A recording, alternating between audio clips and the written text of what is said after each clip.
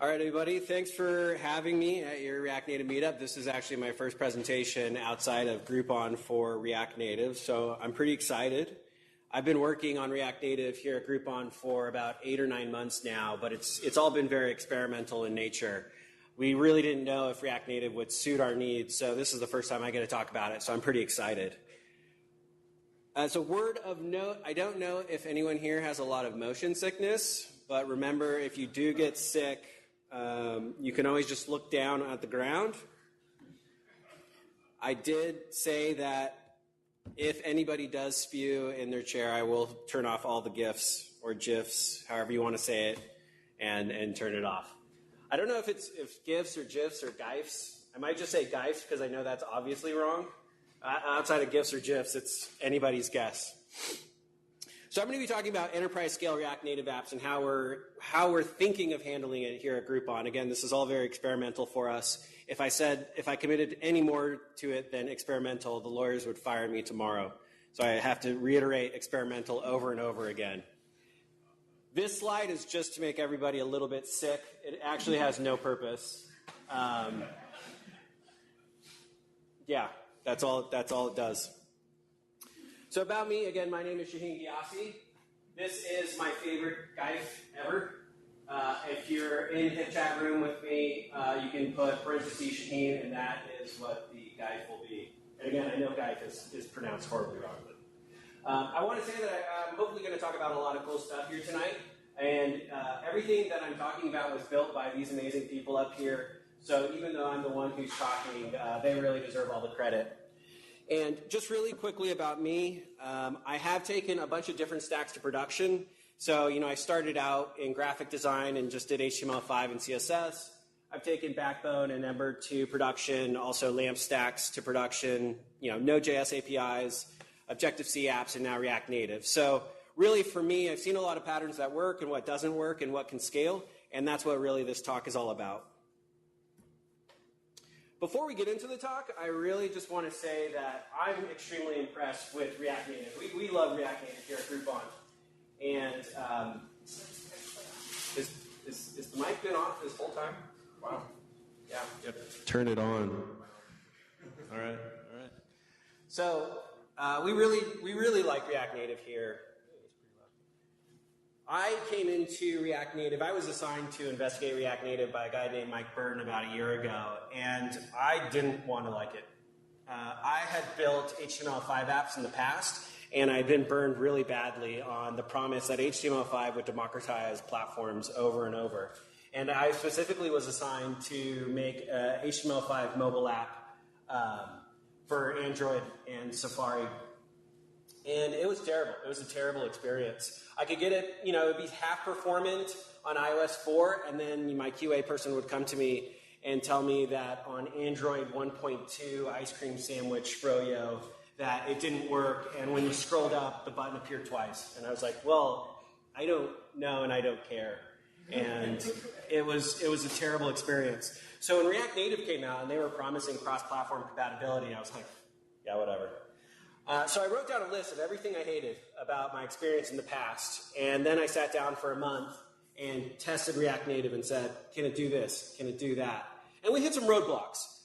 Still, the list view has big ON memory growth. That's unacceptable, but there are really smart people working on this. They're going to solve it. Everything else I was continually impressed about.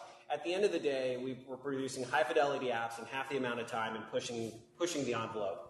So I reluctantly became a convert, and at the end of the day, I had to choose this guy to represent how much I actually like this platform. So congratulations to Facebook for having a big win on this.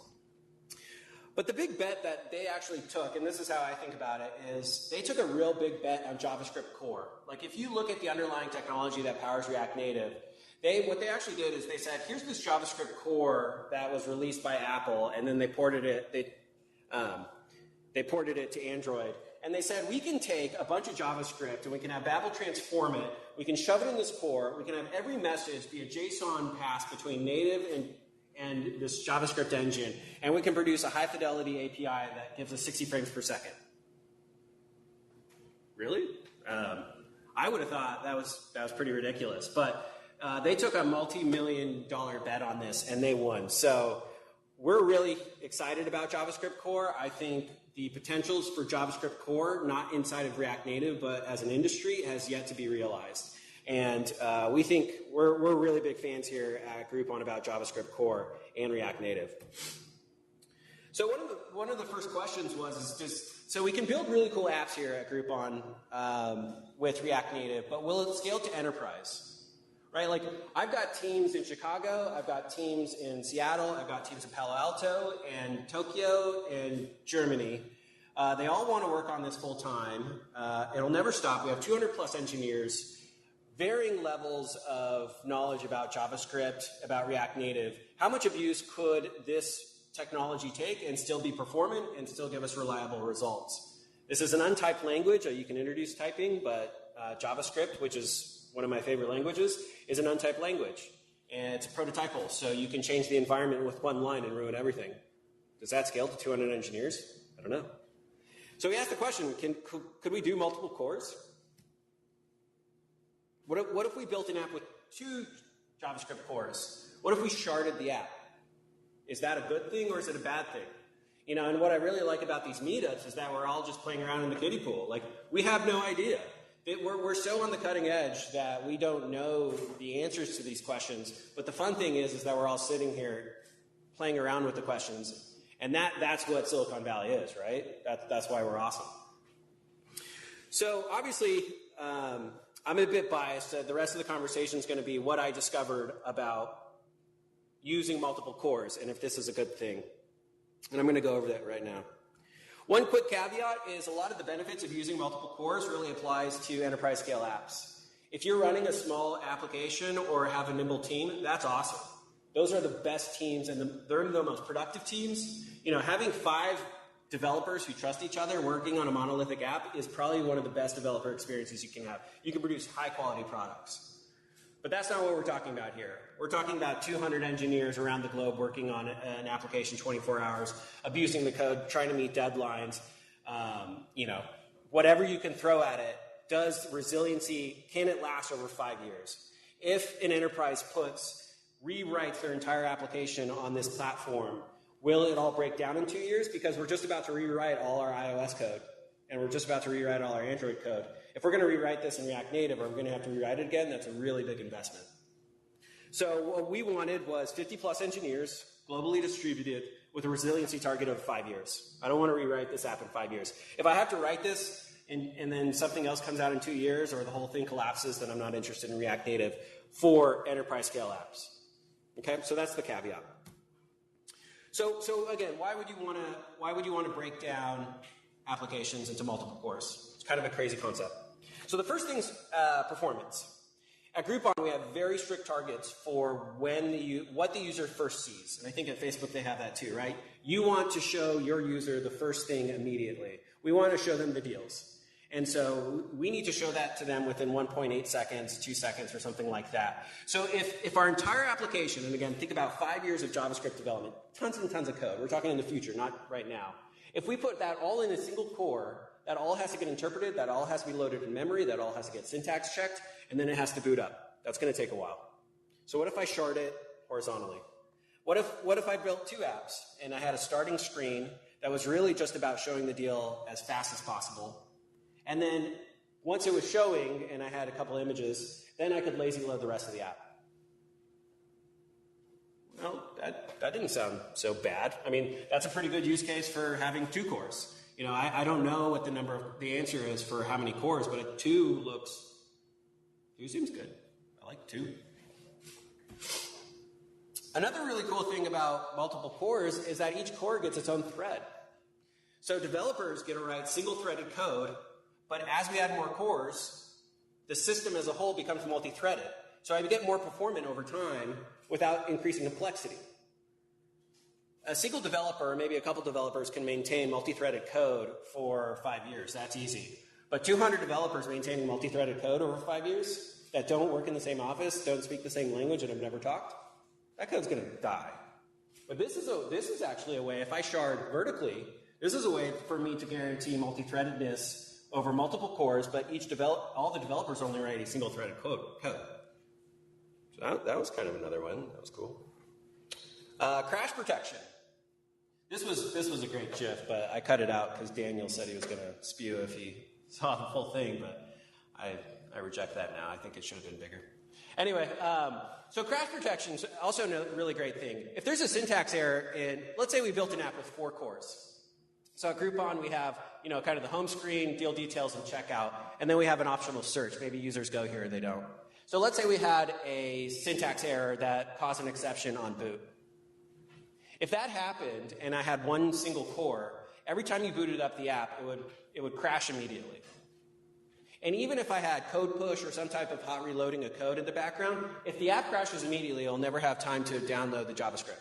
So in this situation, if I had an exception on boot and a single core, I can only patch via binary, and that's a couple days. But if I had an architecture like this, now some users will never experience search, they'll never experience the exception. Other users might come here, but I might get enough time to be able to patch via hot reloading, not hot reloading, but do a code push deployment. So this was another way to increase resiliency of the app at the architecture level.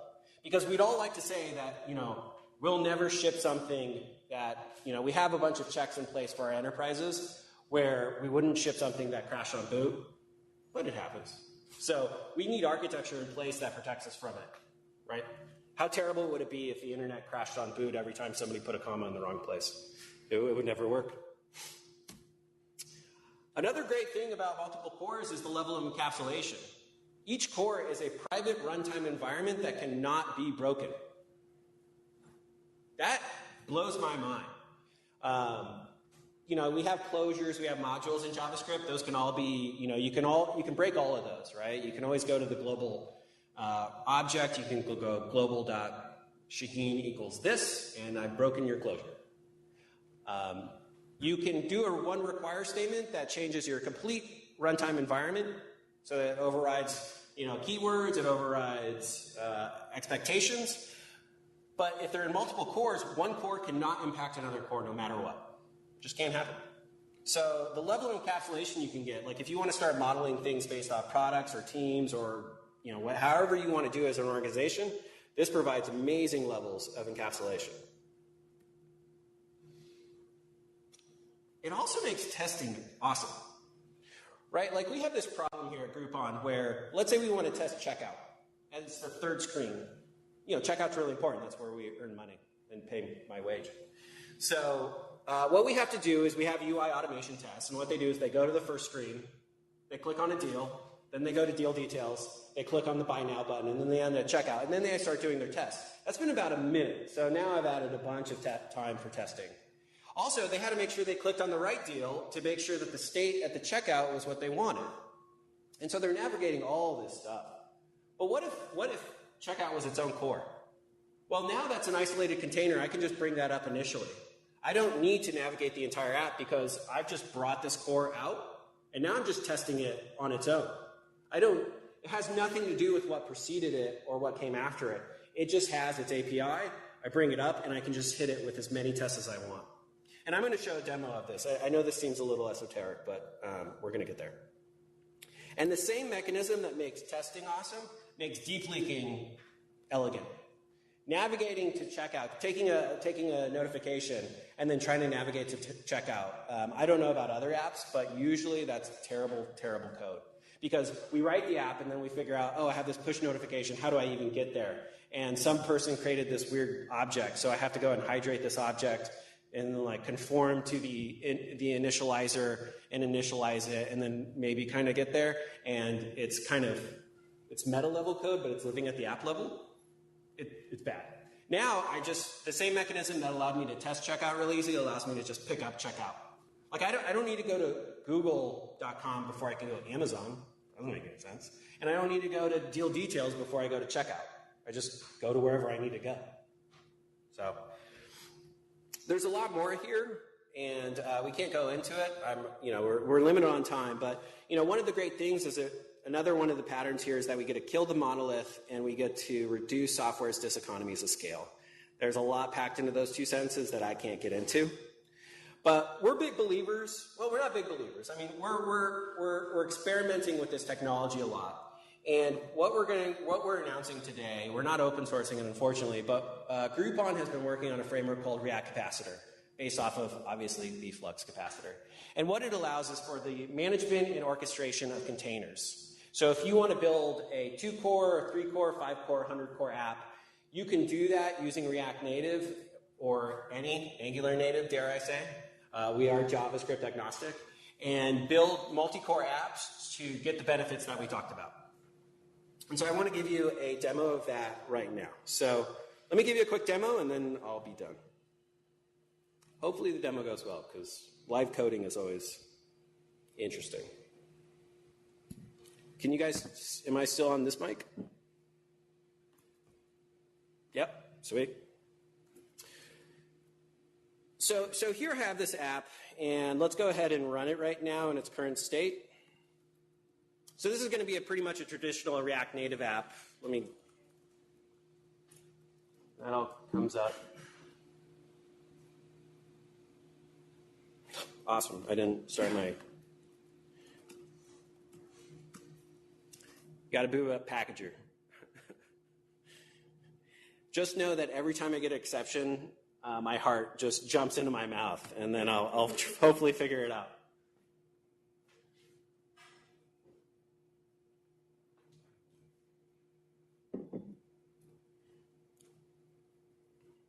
So it's only the first time in development mode do you get this kind of CPU spike to kind of load this stuff.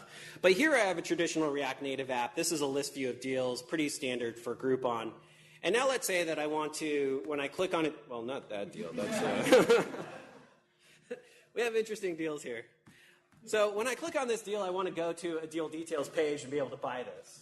And so at this point, I should probably sit down with my tech leads, my engineering managers, and figure out, should this go into a core or should this go into a module? And we don't know that separation lines yet. But I would say, for this example, obviously we want to demonstrate a core. But this would maybe be a good case for a core because I don't want to load all that code up at boot. I just want to show this code at boot, and then I'll load the rest of the app later. So I can get my users looking at the app as quick as possible. So let's say this is a good example for adding a core. So let me show you how easy it is with React Capacitor, which is the framework that we're talking about. I have to use very careful language or else I'll get fired by my lawyers tomorrow. So here's React Capacitor. We have a cool menu. The menu, you should just use it because the menu's cool. That's basically it is. So it allows you to boot up your dev environments, build for device, but I'm going to add a new service. We use service and container interchangeably, so please forgive me if I keep switching between the two. But now I'm going to be adding a new container to the application called Checkout. And it's going to do its npm install, and it's going to configure it. We use Yeoman. It's good stuff. Works really well. I think it's going to take a minute. So this is like the awkward pause, where I just stare at everybody. I think, let's see if I can, I don't use Nucleolite, I'm sorry. There's people here who, and I don't use Redux. I'm not as cool as you guys, I'm sorry. I just use Atom, good old slow Atom. So at least I jumped the gun there. Does anybody have a 15-second question? What about communication between cores? I'm going to show you that. Yeah, that's an important point. So we have communication between cores, and then we have communication with native as well. And even if you just used one core, I kind of think, I'm biased because I wrote it, but I think the communication pattern between native and the core is a little bit more elegant than React Native. It's, not much. They did a really good job. Another 5-second question? Just the obvious one. Are you Let me make sure I use my words carefully. We are planning on open sourcing this at some point in the indeterminate future. I hope soon. I've been working on this for a while. We've designed it from the very beginning to always be Groupon agnostic and support the open source community. So every feature is always not about what Groupon needs per se, but what we think the open source community needs. Okay, so now it's done. We did the npm install. Probably npm 2 would have been faster, but so we just installed a second core. We just took a single core app, and now we made it a dual core app. That was pretty easy. And so now I'm going to boot up. I'm going to boot up my dev environment. We even have cool ASCII text. It's important. You think it's not important, but it's important. So now you can see that Packager is actually putting up two apps, right? So we had main initially, and now we have checkout. So currently we're working in about a 5-core app, and it all works just fine. So it's going to load up 2 cores in Packager.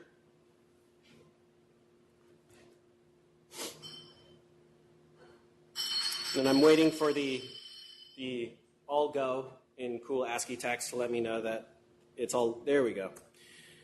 So let's go ahead and boot this up. When you add a new core, you obviously have to reboot. You can't use Apple R, but we do support Apple R in its entirety.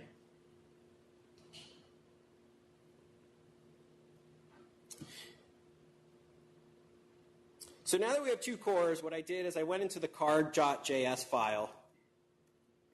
And here's my onPress function. And so this is kind of the first part on how do you pass information. And basically what we did is we made sure that the syntax for the code you're using is 100% verbatim what we already use in Node.js. So this syntax that you're looking at is a copy of SuperAgent, if you've ever used it. SuperAgent's a nice one. So this is exactly it. You could have called this browser. I mean, the name of this is whatever you want, maybe HTTP client or whatever.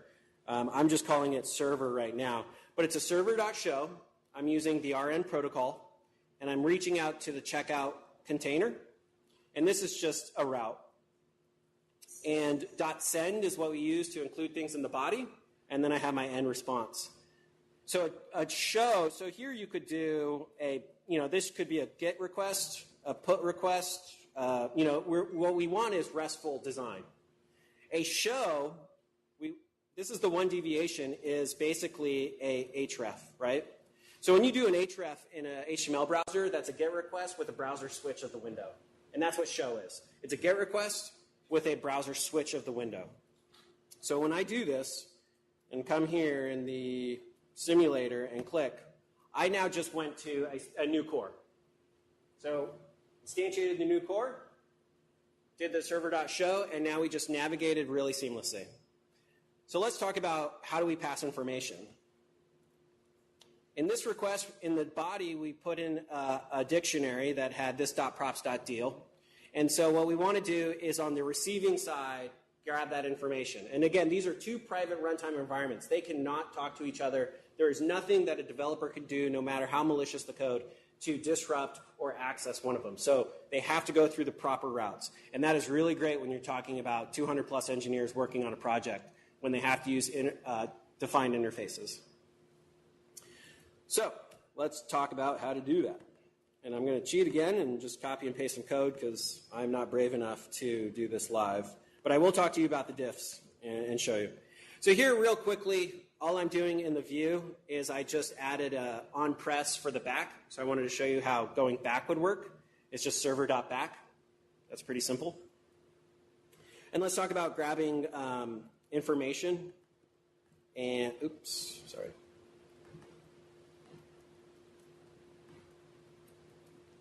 And so here's the magic piece of code that grabs information from one core to another. And again, we made sure that this was verbatim from Express. So if you know Express style routing registration, this is Express style routing registration with the caveat that we added on. Maybe we shouldn't have done that. That's 100% Express routing. This is 99%. So on show or on get or on put or on delete, all that stuff. So on show for the v0 route, I'm going to be getting a request and a response. And from the request.body, I'm going to set the state that says this.deal.id, right? So this is pretty rudimentary React Native. Press Apple R, reload the code. Notice how Apple R reloaded both cores. We take care of all of that for you. Click on it, and so now the deal ID that was passed in from the deal is now here. So we instantiated a new core, and we passed over information. Apple R works. I don't know how much time I have. I was going to show you about debugging. if you have 5 cores and you want to set debuggers, have 2 Chrome browsers on browser 2 and 5, we can do that. If I have time, I'd show you, but hot reloading works. It all works. What we're trying to do is allow developers to make decisions about if a single core works, if 2 cores work, or if 10 cores work. And so React Capacitor is a way to allow you to do that.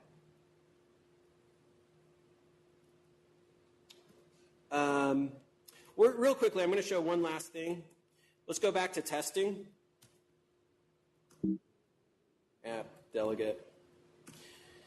So the reason that we went to the home page isn't because the home page was hard-coded there. It was just because it was the first request. So here, my first request from the native side for the home page was main.local. So if I just uncomment that, and now my first request is for checkout, this is both what makes testing easier because I can take a core, isolate it, bring it up, and just put in whatever information I want. But it's also what makes deep linking elegant because deep linking is really just about going to whatever core you want.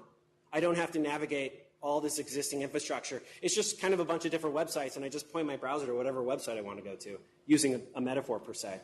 And so now if I wanted to do testing and I wanted to make sure that it can handle all sorts of weird information, there you go. I mean, we're testing. So all I need to do is put in fuzzy testing for 1,000 different tests, isolate the core, and we're going. I don't need to navigate 10 screens to make sure that checkout works. So anyway, I think I'm out of time. That's all I had. There's more, but I think that's going to be it for now. Thanks.